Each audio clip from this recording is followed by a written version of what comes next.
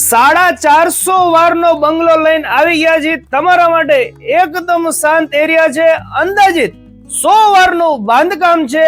વાત કરી દઈએ એડ્રેસની તો સાગર કચોરી જે આવેલું છે દાડમિલ રોડ ઉપર, એક્ઝેક્ટ એની સામે જે રોડ પડે છે ત્યાં આવેલી છે રામ સોસાયટી અને કોર્નર ઉપર જ આ બંગલો આવેલો છે। ચાલો તમને વિઝિટ કરાવીએ। કોર્નર પર આ બંગલો હોવાથી તમને 2 રોડનો બેનિફિટ આ બંગલામાં મળી રહેવાનો છે।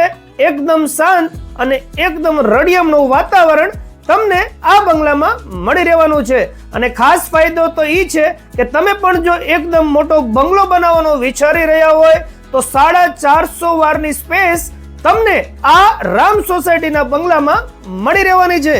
વાત કરી દઈએ બંગલાના નંબરની તો બંગલાનો નંબર છે 31।